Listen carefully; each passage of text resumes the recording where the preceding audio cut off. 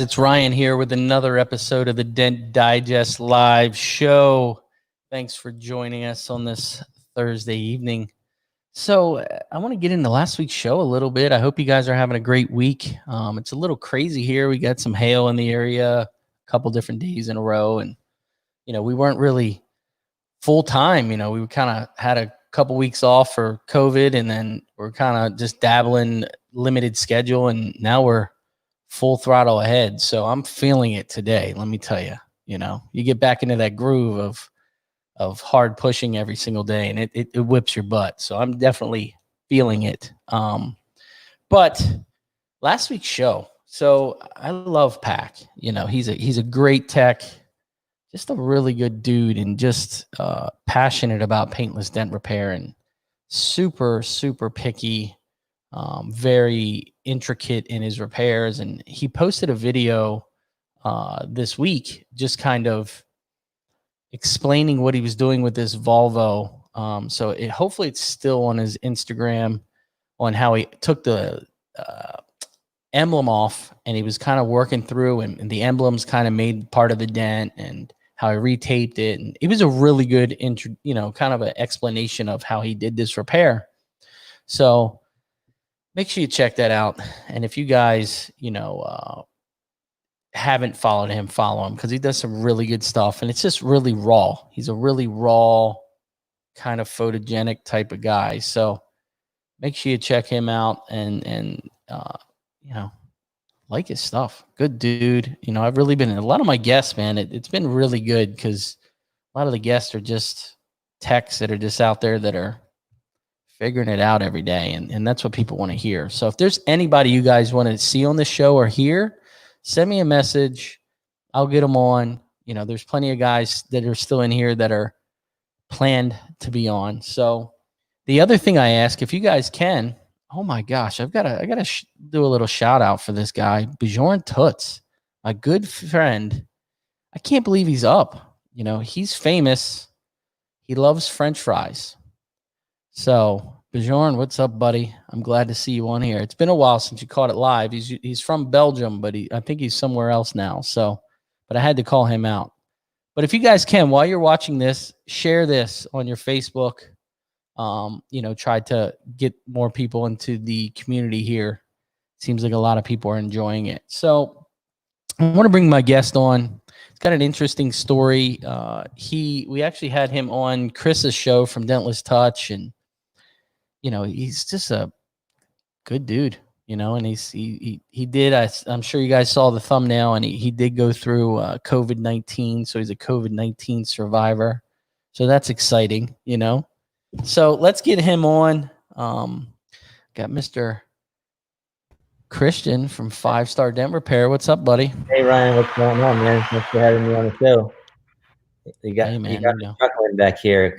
COVID-19 survivor. That made me chuckle. Look at that. That's what we're doing now. You're going to have the whole, like, I don't know what it's going to be. It's not going to be a ribbon. You know what I mean? So, but so I want to get into tools a little bit. I wanted to bring you on, and we'll get into your story, but I did get some new stuff in the mail this week that I was super excited about. Yeah, man. New tools are always good. So I got this. Have you guys seen this?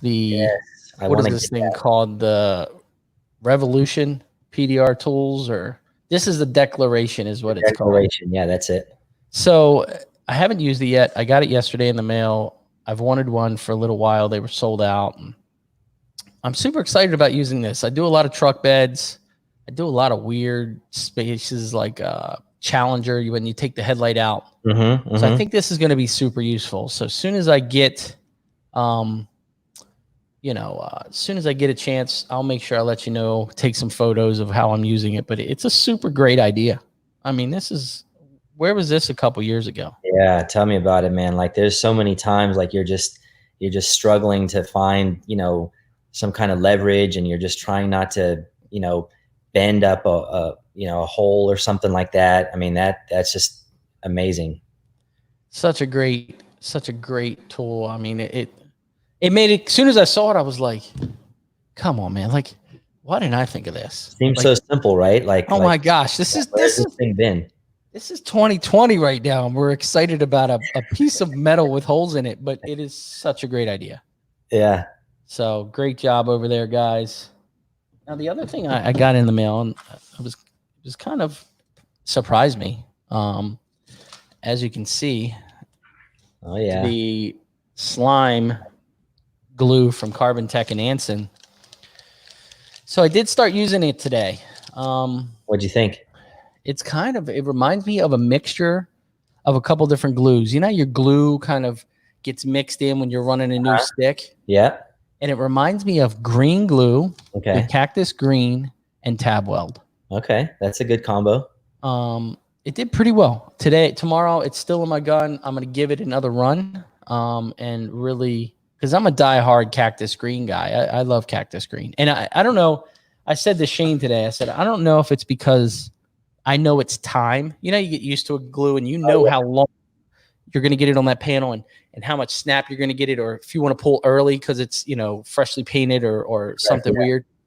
I just don't know the time yet on that, but you know, there's a lot of guys, man, they'll swear by just, you know, even like back in the day when we used to use like Walmart glue or whatever. I mean, once you know the timing of it, I mean, you can pull just about, I mean, I wouldn't say just about anything, because I mean, obviously some of the newer glues now are definitely, the formulas are way better than what we used to use back in the day. But yes. But man, like if you know your timing, you can get the majority of stuff to pull pretty hard. Yeah. I mean, I've got green narrowed down. I mean, it's pow, and I'm like, okay, one done.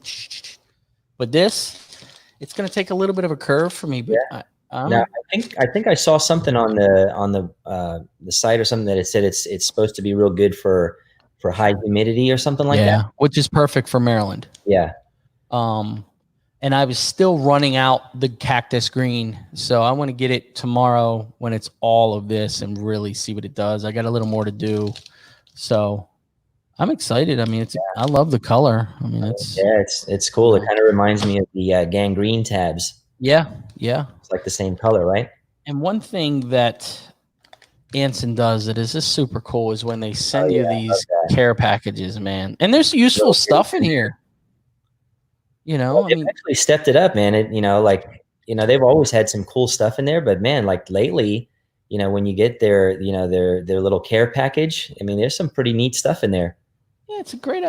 I mean, everybody needs pens to mark up cars and especially tabs. Hail season.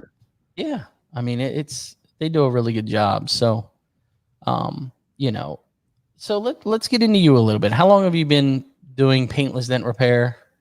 So I have been doing dent repair this month. Actually, is my anniversary. 17 years. Yeah, it's crazy, right? It Started flies. in July of 2003. It's crazy. Yep. And man, I've done, you know, over the years, I've done just about every aspect of this business that there is, I suppose. I mean, I did the dealership thing. You know, I did work for Dent Wizard briefly for, I would say maybe not quite 2 years, maybe about a year and a half, 2 years. Poor old Dent Wizard. Yeah. Hey, it was, you know, it was an experience. Yeah. And then I did hail. I did hail for about 5 or 6 years. I was a full-time hail chaser. And now, you know, living in Michigan, I decided to open up a retail shop. And so now I've been at my shop now 3 years, and you know, going into my 4th year. And that's how I got introduced. I got introduced because you were doing some work for Chris. Yeah, that was actually the first year that I opened up my shop was 2017, and I mean, I knew going into opening up a retail shop that it was going to be a little slow. But dang, man, that the first couple months I was sitting there at the shop and my wife would be there with me, and I'm just like sitting there twiddling my thumbs going like, what's going on here? Like, where are the customers, you know? And it just so happened that Chris had gotten some hail, and he called me, and I said, oh man, this is going to be a lifesaver. So I went and worked with him for a little bit and was able to put a little bit of money away in reserves. And then that kind of set me off on a good, path for that first year. And then by the second year, you know, I had started to get some repeat customers. And that's when things really started to take off, was that second year. It's such a crazy feeling because I think a lot of guys have been through that. You know, I remember when I first started this thing and was knocking on doors and didn't have a whole lot of accounts. And I came home and my wife was pregnant and came home and I'm just beat down. You know, you're just beat down. You're like, man, I've been everybody's got a guy and he's the best guy in the world. You know, even though he's got the sharpest uni bit, he's the best dent guy ever. So you're beat down. And I came home and I look at her and I was like, I think I really made a mistake. She's like, looks at me and she goes, you better figure it out. You better figure it out. You know what I mean? I think any business out there that starts in the beginning, you just don't know and you have high expectations. And then you get in there and you're like, oh man, I hope this works out. Yeah. You know what I mean? You put everything into it, you know, it's well, and I can tell you, it's, you know, going back to like, you know, when I first started, I mean, I was, you know, some of my first accounts were those, you know, rock lots and things like that. And man, I would be out there, you know, this was, you know, back in Florida, you know, you'd be, you know, working out at the, you know, in the lots in the summertime. And, you know, I would sit there and, you know, those rock lots, I mean, they don't just give you door dings, you know, I mean, they're just giving you like this smash stuff that like really shouldn't be PDR'd to begin with. And I remember I would just be out there for hours and hours. And, you know, it just got to the point where I was so frustrated. I'm like, you know what, this sucks. Like, I don't even want to do this anymore. And I'd call my wife and I would just be like, you know what, I think I'm done with this PDR. I'm just going to go find something else to do. And she's like, no, you got, you got to stick it out. You know, you've come this far, just keep at it. And then, man, like just seemed like one day the light bulb sort of went off and, you know, the repairs just started, you know, coming out good. And that was it. Now you're a millionaire. Yeah, just about 1,000. So, you know, it is that point, you know, and I'll tell you, and I say this all the time, you know, there's some younger guys in here. You need to have a strong spouse. Oh yeah. You know, certainly when you're in this business, cause it's like this, you know what I mean? Your support system's huge. Especially when you're doing hail, for sure, you know, and that's one thing I can say. My wife did a fantastic job with, you know, taking care of the kids and kind of managing the house while I was on the road. You know, and just to know that part of your life is, you know, taken care of, allows you to just be able to go in every day and just, you know, focus on work. You don't necessarily have to, I mean, obviously there's going to be things that, you know, you still have to be involved in, and you're talking to your spouse at night and things like that. But if you know that at least during the day that things are taken care of at home and you can just focus on pushing and making that money, it makes a world of difference. Yeah, it really does. It's, you know, and it's a crazy time right now. You know, I said this to my wife, you know, every night when I get home late, she works late. So usually come home, have dinner, and we sit on the deck, you know, and we just kind of chill out. And we kind of recap each one of our days. And I looked at her and I was like, you know, I have an account that since COVID, they've changed all their policies and pretty much we were in there every week. And now it's like, well, they were selling cars with damage in them and they don't feel like they need to fix the dents anymore. So they're sending me out and I'm going to the customer's house now. So I'm charging them retail, which is fine. And I was like, man, it's been a long time since I lost an account. And she's like, you didn't lose an account. COVID lost an account. Like, it's not your fault. You didn't get kicked out of there because you did suck work and you drilled holes and everything, you know? Yeah. You know, it's because things change right now and it's a crazy time in the world. So, and it's a hard time for guys. I mean, Josh Dragos in here, he's fairly new into the industry. Yeah. And trying to figure it out. He's out of Florida. Okay. And this is a terrible time to grow your business. Yeah, man. I feel like I can only imagine, like, anybody who's like just getting into it, you know, right now. I mean, even the guys that have been in it and, you know, have established relationships and have established accounts. I mean, they're hurting, you know. Yeah. I mean, I ended up having to close my business, you know, when the whole COVID thing happened, and I was, I mean, I have, money in reserve, so I wasn't too nervous. But then you're thinking like, okay, well, how long is this going to last? Am I going to have to keep just slowly chipping away at my savings? So I can only imagine, for guys that, are just getting started. I mean, what a crappy time to have everything shut down. Yeah. And you can't work. And I was going to say, I actually have a good buddy of mine in New Jersey, and some of his best accounts, literally just like you said, they're just like, yeah, we're just not fixing cars anymore. Yeah. And it's got to be hard to be knocking on doors right now, because like here, it's different everywhere. So it's very hard to say. Like here, people don't want to deal with people.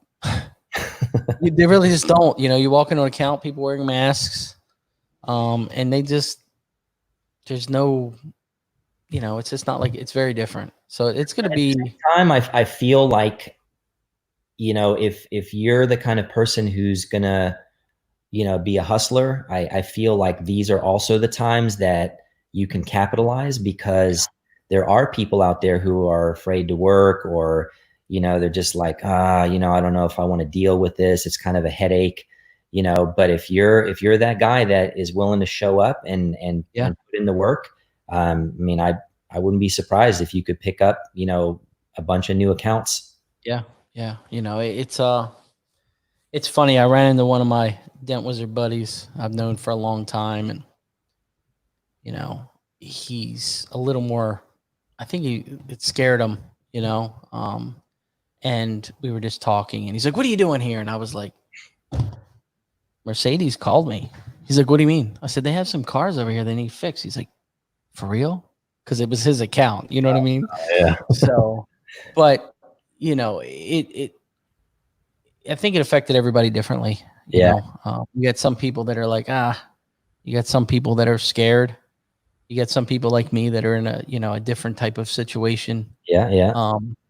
But we're all figuring it out, man. The hail season's one of the best years that they've had. There's a lot of work all over the place, and it seems like it's pretty good work. I'll tell you what, I've been just absolutely slammed out of my mind. I mean, obviously, when everything was closed down, I mean, I couldn't work, but I mean, my phone was still, every day I'd get phone calls, text messages. Hey, when are you guys going to be open? I need to get my stuff fixed.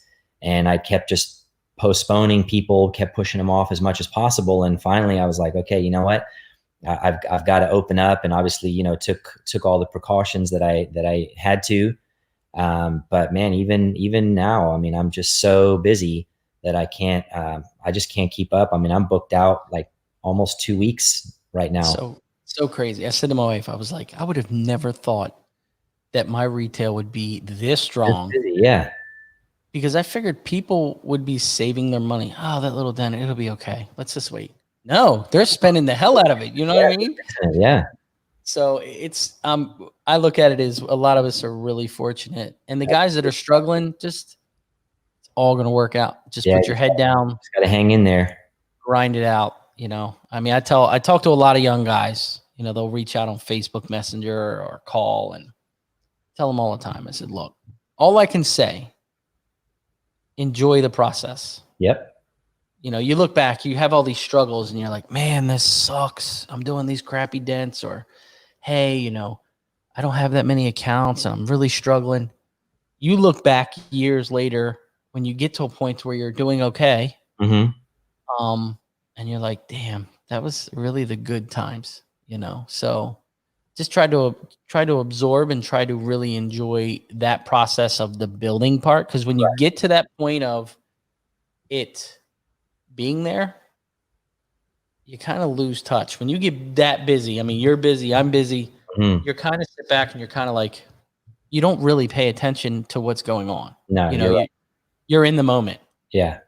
I feel like in the beginning for me, I was so focused on the technical aspect of, just like more like the theory of like fixing the dents, and, I was learning as much as I could about, what to do in certain situations. And then you just get to the point where, you you know what to do.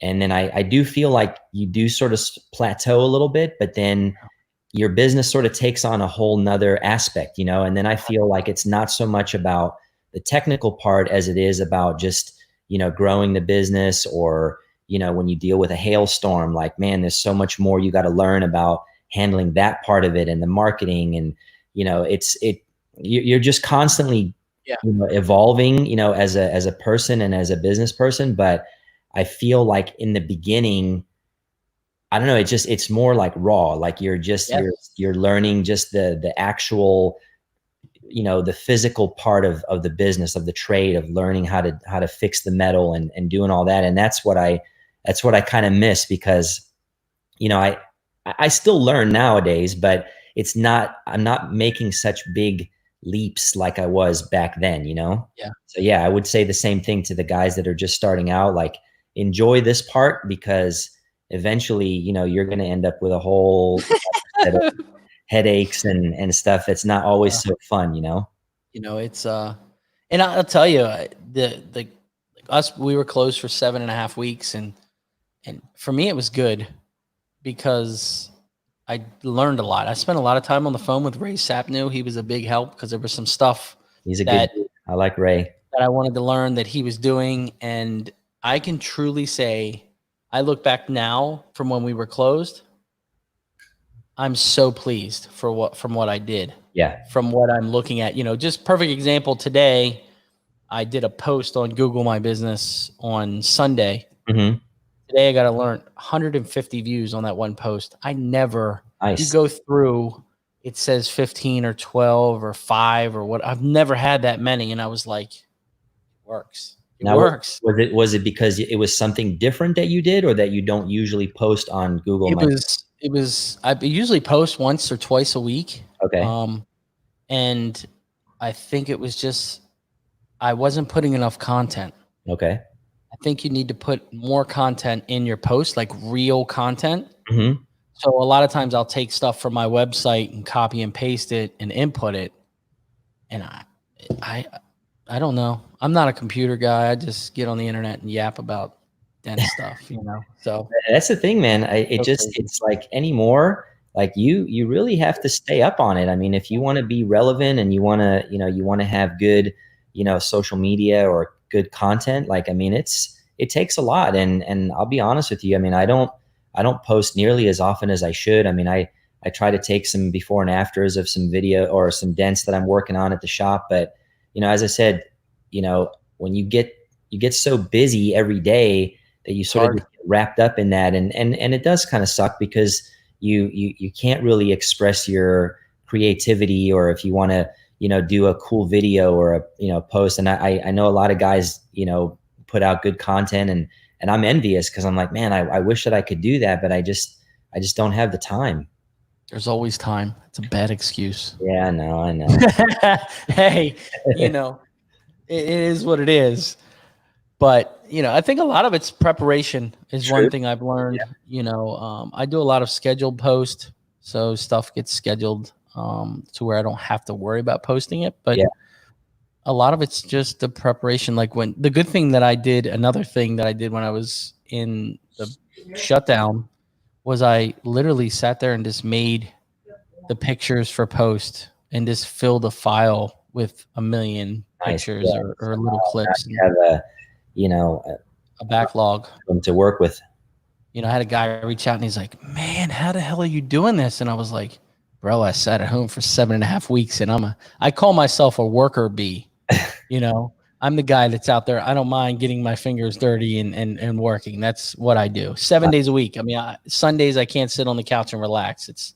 I'm the fattest, busiest guy you'll ever see, you know? So I think it's just a mindset, man. Once when you're so busy, you know, during the week, I mean, it's almost hard to just sit at home and relax and just do nothing, because your mind is just constantly going all the time. It's this. Yeah. It's that, man, I could be doing this. Man, I could be doing that. Oh man, we got to do this. You know, it's. My wife's always telling me, you just need to just relax. You just sit down and relax. And I'm like, I can't. Like, I feel like I got to get up and do something. It's so crazy. So a little bit of your story is, You ended up getting COVID. Yeah. So let's get into that. How you handled it when you kind of realized what was going on, and how you dealt with it. Yeah. So this all happened about 2 weeks ago, and I mean, it just kind of came out of the blue, to be honest. I mean, I was at work, at the shop. My wife was actually out of town. She had taken a little road trip down to Georgia with my other son, and I was just at the shop, and just started to, you get those kind of like that achy feeling in your, in your body, and your back is hurting, and I could tell that I was just starting to not feel good, and then I would get this little kind of scratchy feeling in my throat, and kind of noticed that I kept having a cough, but not like a chest cough, just like something was in your throat. And as the day wore on, I just kept feeling like worse and worse, and I got home that night, and then I started to feel that kind of like that feverish feeling, where I was like, man, I need to check my temperature. I feel like I might be, getting a fever. And, I'm still at this point, I'm kind of chalking it up to, maybe I'm just not feeling good, or maybe I've got some allergies. Cause like right now in Michigan, we have a lot of, there's a lot of pollen, and a lot of, there's like these cottonwood trees, and they keep blowing around these little white things, like snow. So I'm thinking, well, maybe I just got some kind of an allergic thing or whatever, Well, as the night progressed, my fever just wouldn't go down. I mean, I was taking Tylenol and all this kind of stuff. Well, I had appointments scheduled for the following day. So next morning, I texted all my customers, and I just said, listen, I'm so sorry, but I'm just really not feeling well. I don't know what it is, but just to take precaution, I think it would be better if we cancel our appointment for today. As soon as I'm feeling better, I'll definitely reach out to you and let you know. So talked to my wife that next day. That was a Wednesday. And she's like, honestly, I think you may want to just go to like an urgent care and just get the test. She goes, they have this rapid test that you can do, and at least you would know. So that afternoon, I went to the urgent care, and they did, I guess there's two different tests. They do the one that's like a finger prick, where they get a little bit of blood, and then the other one is the nasal swab. Which, let me tell you something, man. I don't ever want to have to go through that again. It's like a feeling like I just don't think you're supposed to ever have that feeling. Touching your brain. Basically, yeah, that's what it felt like. And I'm thinking, okay, they're just going to do one side. No, they did both. So yeah. I'm like, well, great. So, and I'm literally like, my eyes are watering for like a good solid 2 minutes. The lady's asking me questions. I can't even like talk to her because my eyes are just watering, and I can't focus on what she's saying. Well, the rapid blood test came back negative. So they usually get the results back to you within about 10 or 15 minutes. But she said, listen, she goes, this is not the real accurate one. So we're going to go ahead and send off the nasal swab, and we should get your results back in, a couple days. Well, fast forward to Friday afternoon, I get a phone call, and they said, well, your results came back positive. And, but honestly, by Friday, I had already started to feel somewhat better. I mean, like, I didn't have the fever. I mean, I still had like a bit of a cough, and then I did notice that my chest. So that I would say that's probably the worst thing that I experienced from it all, was that I would have this sort of tight feeling in my chest, where I felt like I couldn't really take a deep breath in all the way, and they said, well, what you need to try to do is every 10 minutes or so, just take a few really deep breaths as much as you can. And that's supposedly to try to keep your lungs expanding, and not to let the mucus or whatever build up in your chest. But by Friday, I mean, I was feeling good enough to, I felt like I could have gone back to work. But they said, look, being that you've tested positive now, my cat, she's going to come and join us. But they said, obviously, because you've tested positive, you really need to quarantine for between 10 to 14 days. And then after that, you should be good to go. So I had an entire week's worth of customers booked for that whole following week. And I mean, I'm talking like back to back to back to back, Monday through Friday. And I had to call every single one of those people and say, hey, unfortunately, I've tested positive for COVID and I've got to be quarantined. So, we're going to have to cancel. A lot of my customers, thankfully, was able to schedule for the following week. Some customers ended up, I lost out on them because of timing or whatever. But, long story short, I, got better and, I'm grateful because it was scary. You know what I mean? Like you've been hearing all this stuff for months and months and people in hospitals and people on respirators. And I'm thinking like the minute they called me and told me that, I'm like, wow, is this the end? One of those people, you know what I mean? Yeah. Yeah. Thankfully I didn't. And, recovered pretty quickly. I mean, I'm pretty healthy otherwise. So I feel like that probably had a lot to do with it. I don't have any, underlying health conditions, which I'm sure, makes things more complicated. But yeah, man, just really, really grateful that I didn't have any real severe, symptoms or anything like that. And but now I'm back to normal. Now you don't feel anything right now. You're just like regular. Yeah, just regular. I mean, I would say even up until this past weekend, I still just kind of felt like maybe a little bit, not just like tired at the end of the day, or, like I just keep having to take more frequent breaks, at the shop. Like if I'm working on something, I just notice that I have to catch my breath a little more often. Mm-hmm. But, every day seems to be getting, better and better. So, I think I'm past the worst of it. That's good. Yeah, man. That's good. I like having COVID survivors. You're the second one. So, the second dent guy one. So, well, and what's interesting is, we really haven't confirmed this yet, but I we think that my wife and my two boys might have had it like as early as like end of February, beginning of March. But at the time, the whole COVID testing thing wasn't really like available. It was very like strict as far as like the criteria that you had to have either traveled out of the country or whatever. So, they never really got confirmed that they had it, but the symptoms and everything was very similar. Yeah.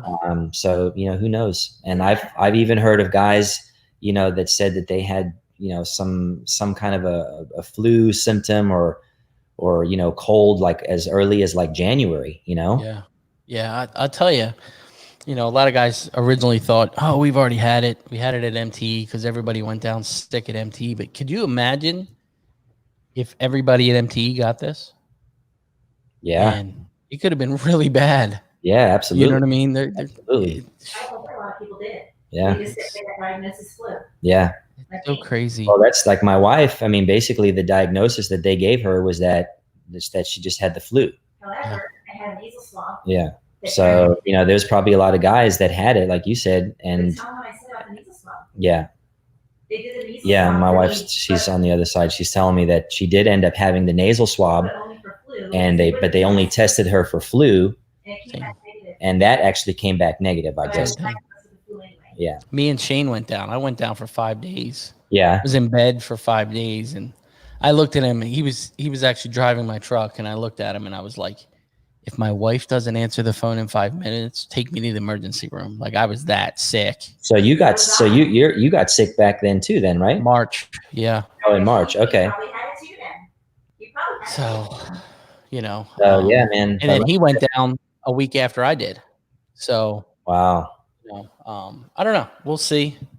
Just hopefully this thing gets back to somewhat of some normalcy. I mean, I'll be honest with you. I mean, I was one of those people in the beginning of this whole thing that was probably one of those people that was like, you know what, it's probably BS. There's nothing. It's like I mean, obviously I was taking the precautions and everything, but I'm like, you know what, it's probably no different than the flu.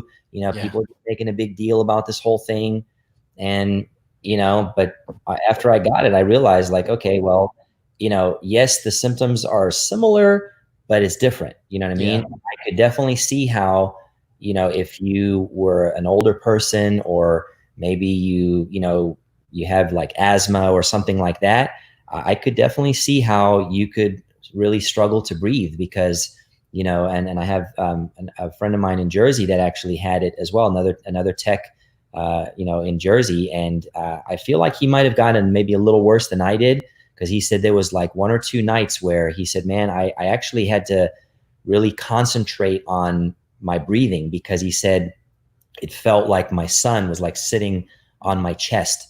So he said, when you are older and, you're not as physically strong, like to have to struggle that hard to breathe, it's no wonder they end up, in the hospital and having to go on a respirator. And I think a lot of it is what it looks like. It's the viral load. I think it's some people get the flu worse than others. Sure. Some people have sign. I don't know. It's such the unknown right now. It's I don't know. We'll figure it out. We just have to keep taking precautions and just do the best that you can. But you just hope that if you just happen to be one of those people that gets it, that it doesn't take you down too bad, and you can bounce back pretty quickly. Yeah. Yeah. So you opened up your retail shop there 3 years ago? Yeah. So it was 2017 in March. And you're now currently getting ready to move. Yes. So let's get into that a little bit. So, I mean, we're in the process right now. Basically the big reason was just, we originally had moved to Michigan because my wife's mom and stepdad live here. And, we wanted to get out of Florida. Just a lot of things had changed down there from, when, we were younger. And I was also traveling at the time, being on the road, and thought it would be easier to, be closer to family for my wife, because again, she was here with the kids the whole time. But, I think we really underestimated the winters here. Yeah. I'm sure a lot of, maybe for some people that are on that are from up this way, or just, have to deal with cold winters. Like I've never had to deal with that my whole life. I was born and raised in South Africa, and moved here as a teenager and moved right to Florida. And so I've always been a warm weather person. And man, we have really struggled for the past couple years and just dealing with the winters. And my kids are, they're miserable because they're used to being able to just go outside and, shoot hoops or whatever, whenever they want, And, it's been a bit of an adjustment, lifestyle wise.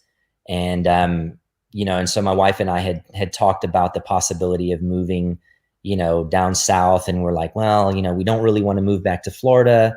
So where can we go that, could give us some warm weather, but we still kind of like the seasons, we still wanted to have that experience of the 4 seasons. And, he has some friends that live in Georgia, and, so that's where we decided on.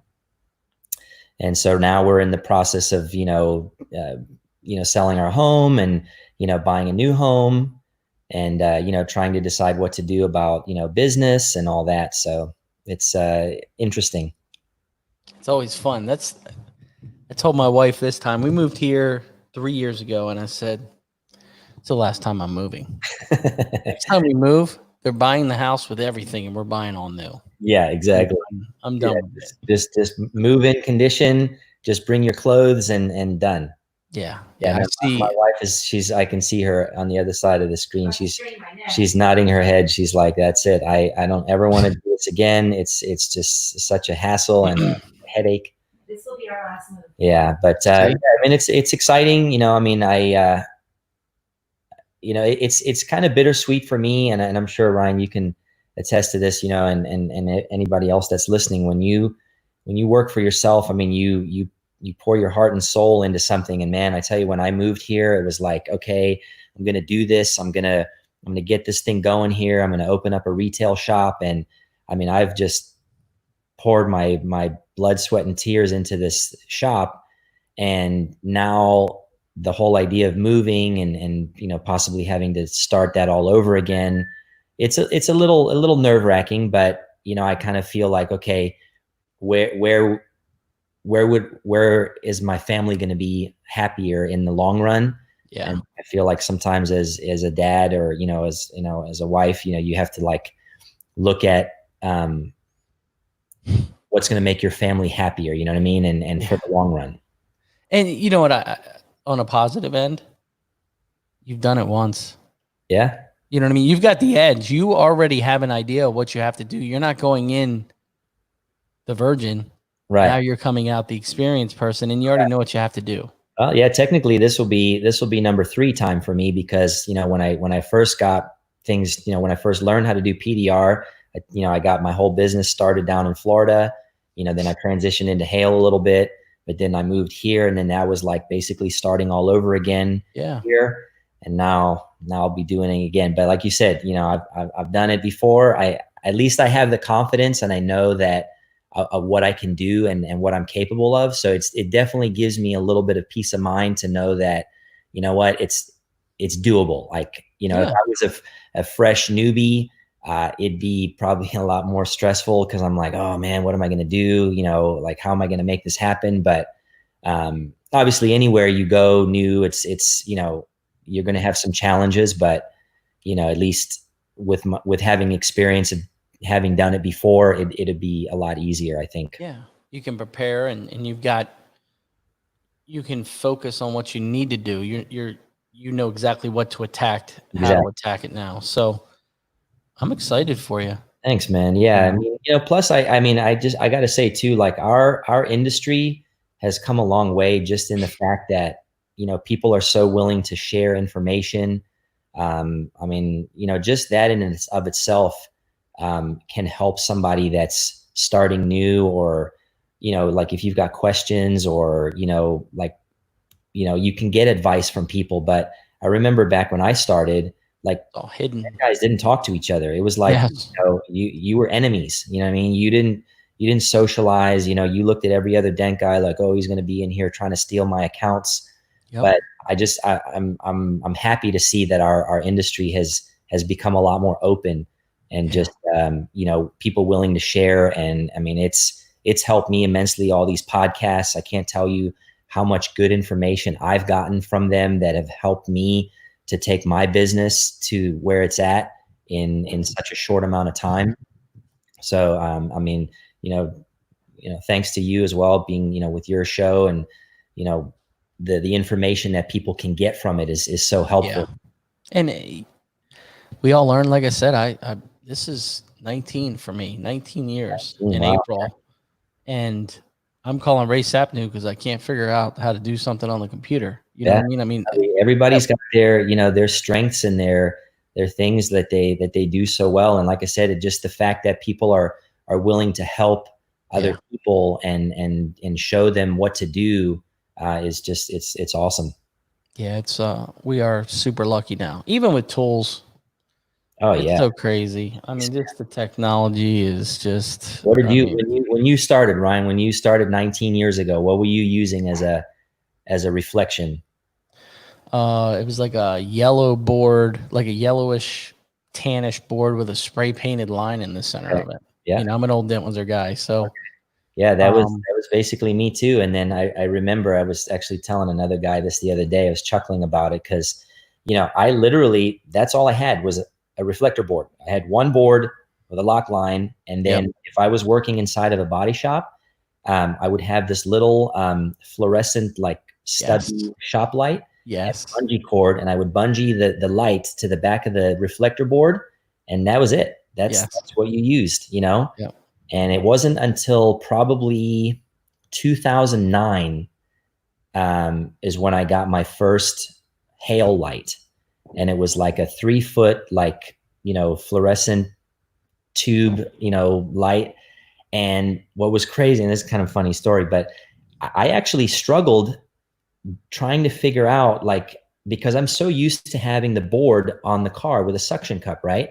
So now imagine trying to do hail with a light that's detached from the car, and you would place it on the other side of the roof, right? And then you'd come around, and then you're working, and now you're going, okay, now I've got to adjust the light but how do I do that? How do I adjust the light when I'm on the other side of the car to, you know, so that when I come back to where I'm working, that it's going to be lined up the right way. And I just remember, man, I struggled with that for quite a while. It was bizarre until finally, you know, it just clicked in. And now, you know, I mean, now I use all kinds of different lights now, but I just remember that being such a weird sensation of like, how do I adjust the light that's on the other side of the vehicle, Yeah. you know, to line everything up?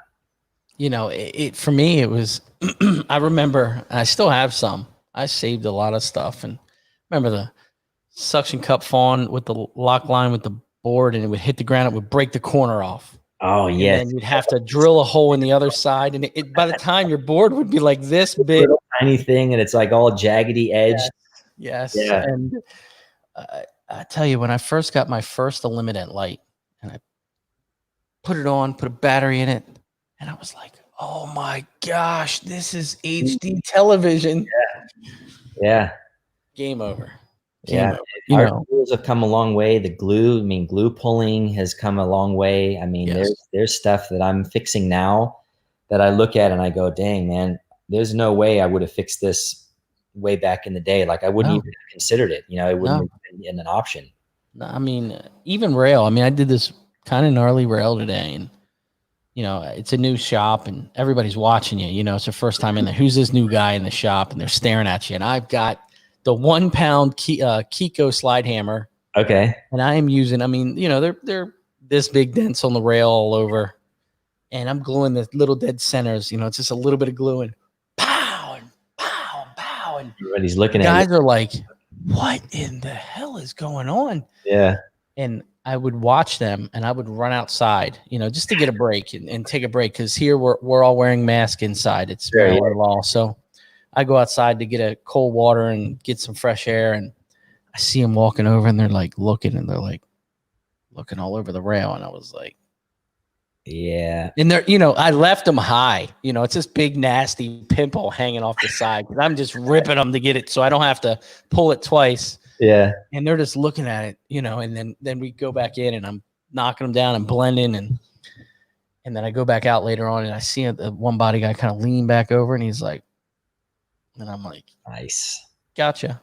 Yeah.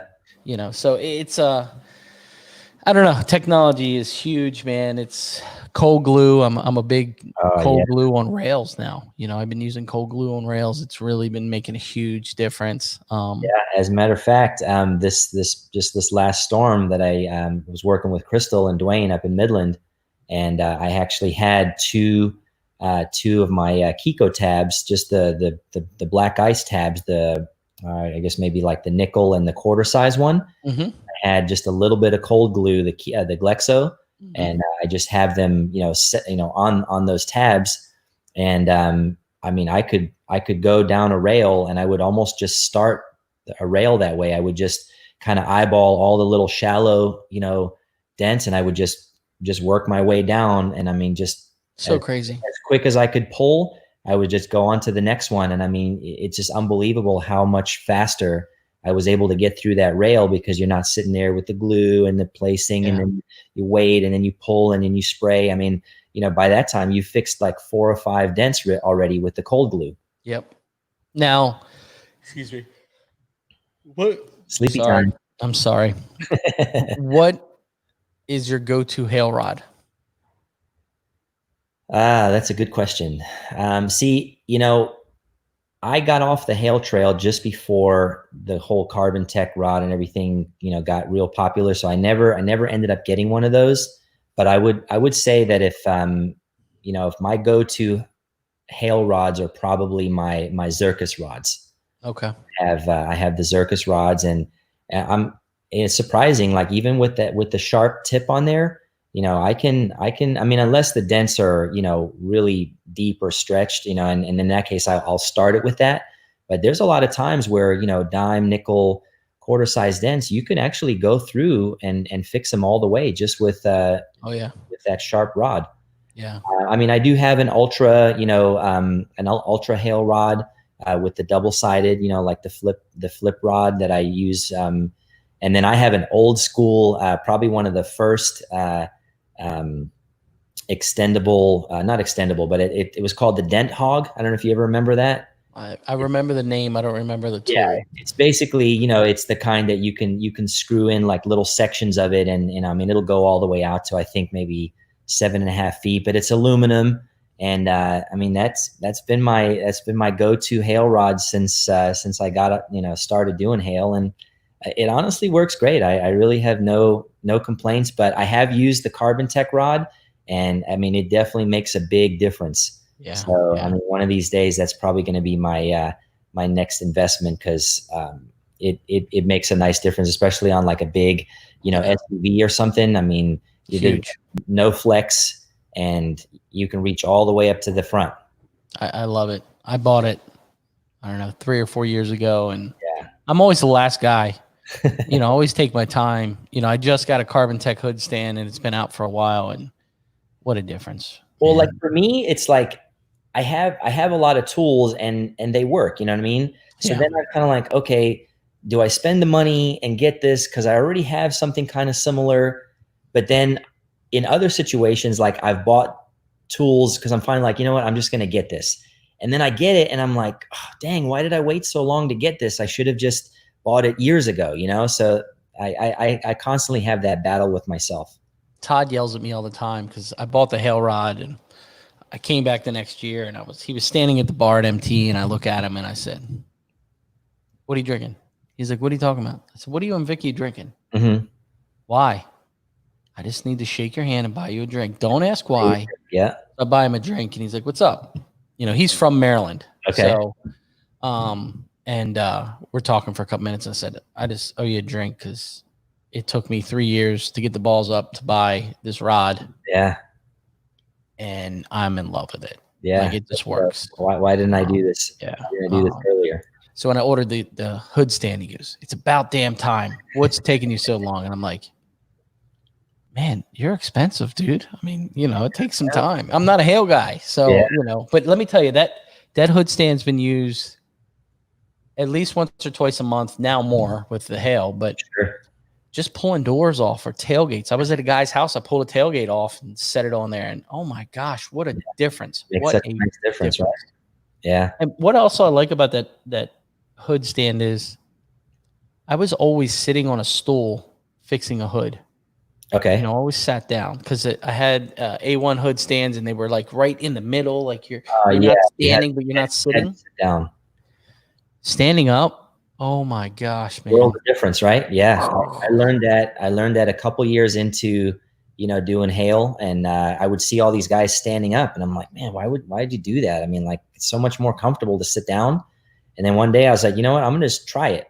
And man, I just blew through the, I forget it was a hood or whatever. And I'm like, wow, this is the way I'm doing it from now on. Yeah. And, to this day, I mean, I always have my hood stands and everything up high. It's I used to hate doing hoods. I love roofs. I'm a huge roof guy. Yeah. But now fixing those hoods, it's like fixing a roof. You know what I mean? I mean, it's there, and you're just right up at eye level. It's crazy. Yeah. It's a bonkers way,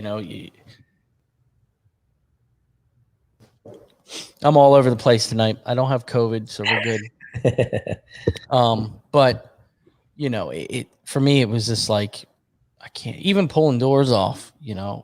I used to hate it because you were very limited to what you could do with a standard hood stand without messing up the door. Now just taking a door off is so easy on that stand. Yeah. I'll tell you what, having a retail shop now, I mean, I pull more panels off of cars now than I ever did. And I realized, like, how much I struggled, back in the day with those lower body line dents, and I'd be laying down on a pad or something and just killing myself in my back. And it takes twice as long. What's that? Oh yeah, easily. And just the end result, because, inevitably, you always have to have the door somewhat open so that you can get in there, right? And then you shut the door and you look down the side, and you're like, oh man, I still see a little something. And then you got to mess with it again. Now, when you take it off, once you're done, you're done. You put it back on, and it's good to go. And Manny from Manny's PDR has a really, really good door lift, hydraulic door lift. I need to get one of those, man. It is awesome. you know, for him being the one man show over there, it looks like it works really well. So yeah, no, I would say, you know, that's a good investment for anybody that has a retail shop, especially if you work by yourself, because, you know, you're going to be so much more inclined to pull off a door or something, having that, you know, that lift than just trying to do it by yourself. Do you have any tools on your want list? Well, now that you mentioned the Carbon Tech rod, I mean, that's definitely there. I've been seeing a lot of ads for, well, not ads, but just things, people talking about the new aluminum killers from Excalibur. Yeah, the AKs. I have their original hood and deck lid set, which I just got not too long ago. And but it looks like these other ones that they have with the sharper tips and a little thinner diameter, those look like they're going to be amazing. Yeah, Richard's, he's an old Dent Wizard guy, and he's a little wore out, and he really has put a lot into making it easier. Absolutely, yeah. I talked to him on the phone for quite a while several weeks ago, and man, just a great guy, man. Just you know, real super nice guy, and I mean, you can tell that he's put a lot of thought and effort into the design of these tools and how they're supposed to work, and you know, a little unorthodox for, you know, for guys that are not used to his stuff. But you know, but once you get the hang of it, you realize like, wow, this makes so much more sense to be able to use, you know, your shoulder or your body versus just your wrist, you know, and long term, how that can really help you as a tech. Yeah, I mean, Dave Stream's been saying it for years. Oh yeah, yeah. You know? He's another guy that's done great things for our industry with his, you know, with his tools and stuff like that. So yeah, what is it called? Ergonomic? Yeah, ergonomic. Ergonomic. I don't know. But, did you see at the last? I didn't get to go, you know, to the last MTE, but that Kiko came out with that one thing that was like almost like a I have them. arm brace. Yeah, right? You have? I have them. I don't use them. Okay. It's totally. I really just need some time to spend with them. Okay. Because your natural reaction, you know, from the brain to the eye, Mm-hmm. pushing a dent, you're getting in there and you're pushing or pulling or whatever.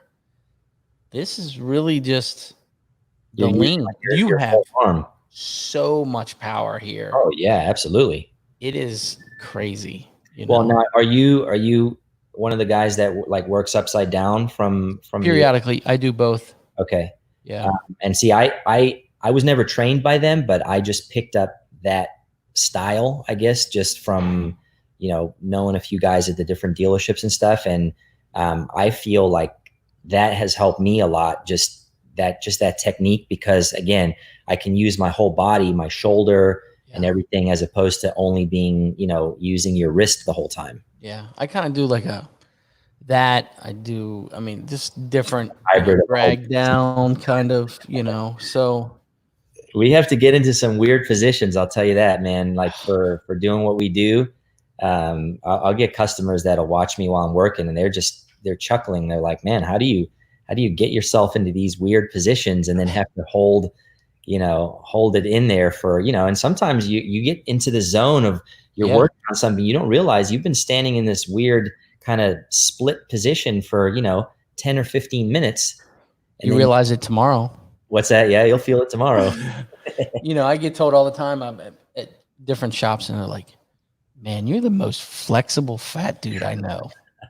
You know, because I'm in there and I'm like all crouched up and bent over, and I get it done. That's all I care about. Let's get it done. That's what matters. I think at some point you just don't even think about what you're doing. You're just like, okay, I've got to get my body into this position because I need to be able to see it from this angle or whatever, and you don't even think about anything else. Yeah, it's I don't know. I'm always learning. I mean, I told you today I had a car today that one dent really challenged me, and you know, I mean, I've done hail and I've done some big hail and I've done a lot of smalls, and this was a really weird dent that took me a really long time. And yeah.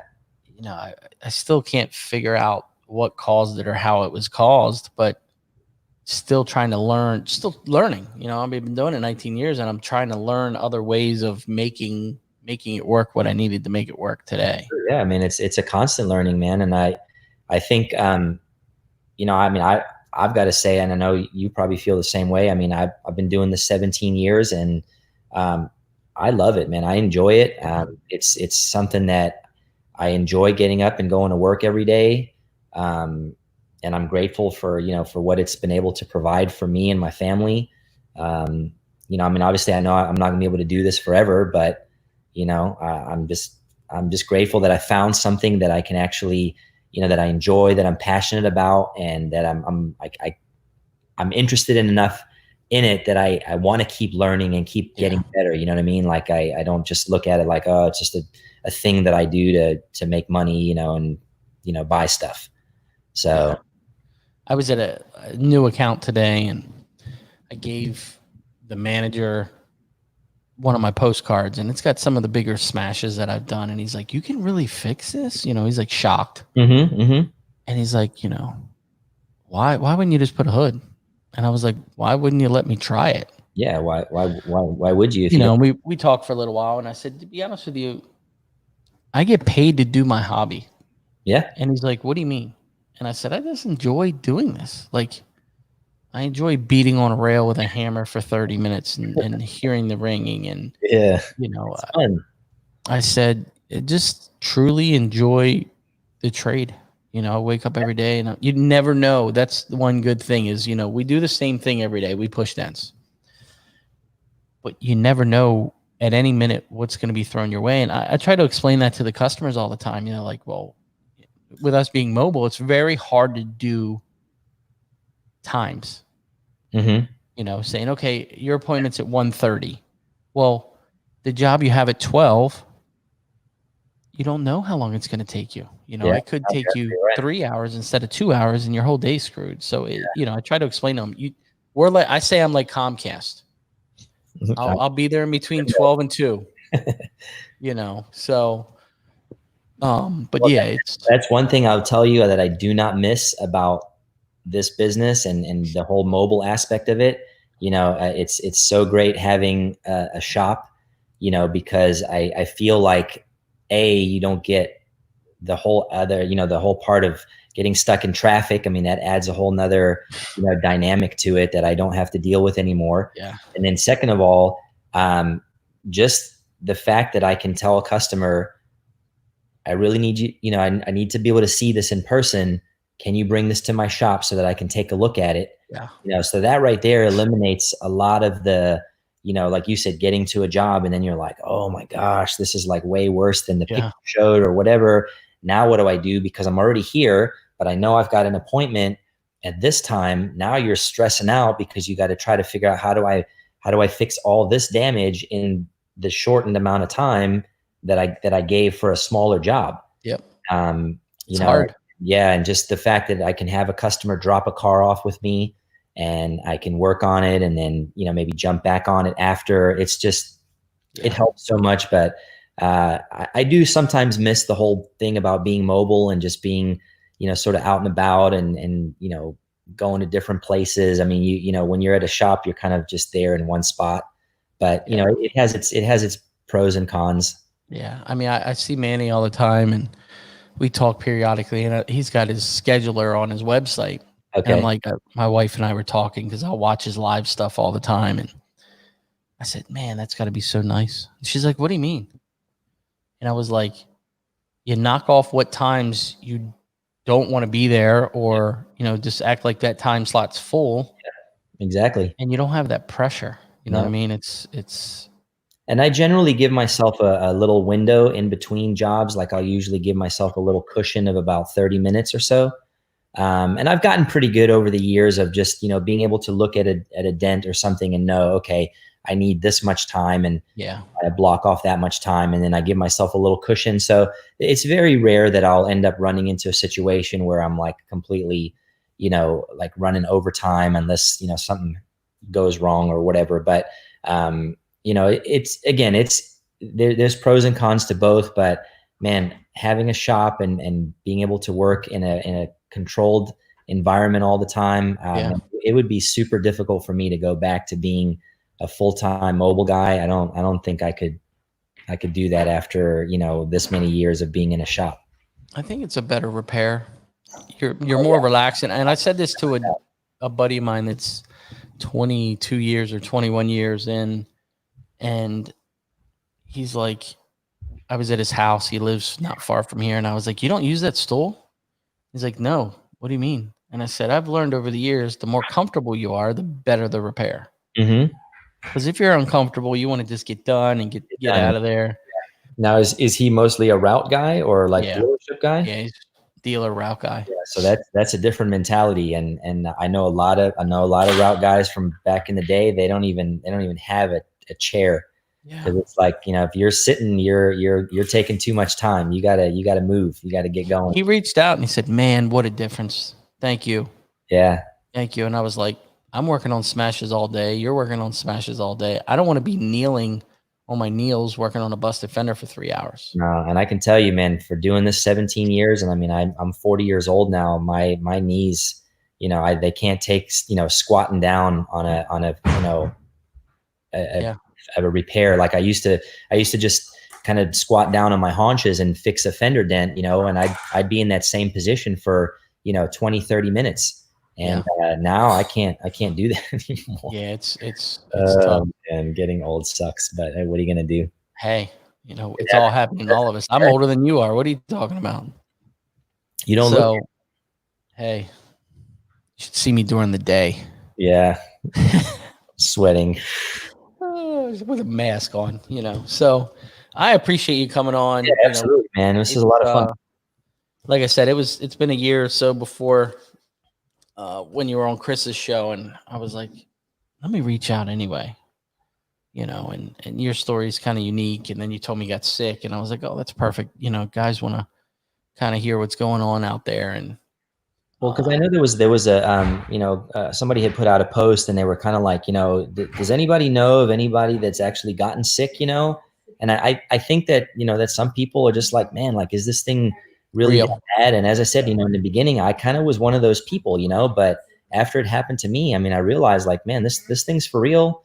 You know, I mean, you know, it's bad. You know what I mean? Like there are people that are getting, you know, really sick from this, and, you know, but yeah, just everybody's got to just try to be careful and just try to stay healthy and do what you can. This thing will pass by and we can just move on from it, you know, because it's been rough. Yeah. I mean, it's affected every business. It doesn't matter what you're in. I can tell you one really positive thing about this. And I'm not a big drinker, so don't think I'm a huge drinker, but how great is it? And this is Maryland. I don't know what it's like there.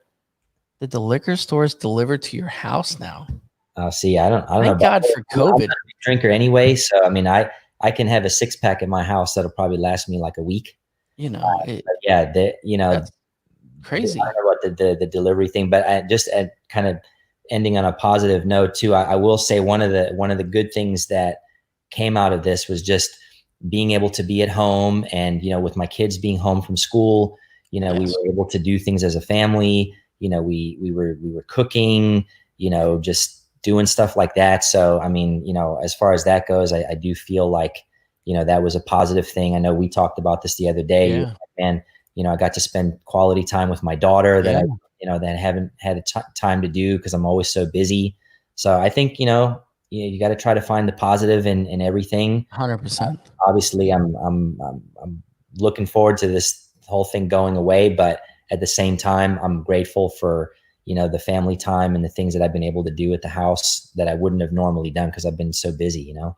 I'm kind of missing it. You know, it's kind of sad for me because we were closed for 7.5 weeks, and then we did a very 2 or 3 days a week for when we reopened. Mm-hmm. And now, you know, I get up, I'm an early bird. I'm up at 5 a.m, and I leave early, and every day that I've got down here, getting everything loaded in the truck and ready to go, my kid runs down the steps, comes down, stands in the garage, and just, have a great day, Daddy, and just waves. And I'm watching the garage door shut, and I'm like, man, I don't want to go to work. Dude. I gotta go do this. I don't want to go. Stay. So reschedule all my appointments. Mm-hmm. You know, I come home today, and she's like, because this week is the last 2 weeks have been really the first 2 weeks that we've worked a full week. And she's like, Daddy, I just miss you during the day. Oh, I just man. miss you. You know, so it's a little tough on both of us, you know, but life goes on, man. Yeah, you know, man. Absolutely. So everybody out there, you know, how can they find you? What's your social media stuff, even though you don't post much? Yeah. So basically it's, you know, I'm on Instagram, you know, 5-Star Dent. I've got a Facebook page, you know, 5-Star Dent Removal. You know, my phone number's on there. And I was going to say too, I know you mentioned earlier in the show that, you know, that you have some younger guys that, you know, that call you. I mean, I'm not an expert, but I mean, I've been doing this a while. I've done a lot of different things. So, I mean, if I can help out in any way, you know, maybe give a little bit of advice, because I sure know that I've reached out to different guys in you know, over the years and had questions and things, and their advice has been real helpful for me, and it's helped me a lot. So, you know, if I can return the favor and maybe, you know, give a little bit of advice to somebody, you know, based on my experience, I mean, I'd be more than glad to do that. And he's easy to talk to. I mean, we got on the phone the other day and we were just, I don't even know what the hell we were talking about. You know, Oh, you were in Home Depot or whatever. And, you know, just that's what dent guys do. You know what I mean? Absolutely.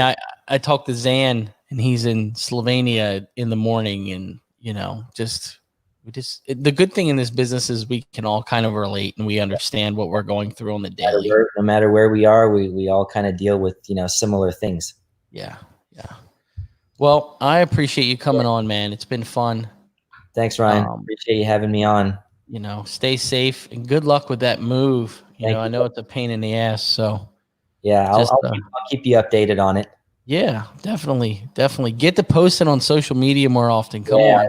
I will. I don't want to hear you don't have time. All right, brother. All right, man. You have a great evening. You too. Appreciate it. See ya. Bye-bye.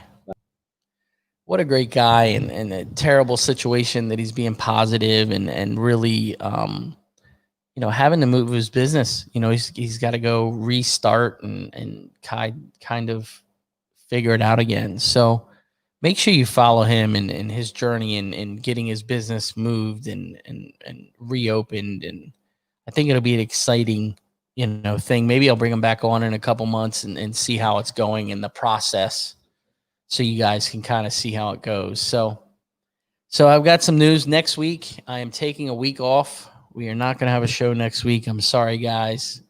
A little crazy here, but, you know, I wanted to take a week and just kind of reflect and add some stuff. I got a really good schedule of guys coming up and some really good information and some really good stories. So I'm excited. But you guys have a great week. Be safe. Do what you can. Wash your damn hands. And remember, guys, keep it real. And I will see you on the next one. See you guys. Thanks for joining me. Bye-bye.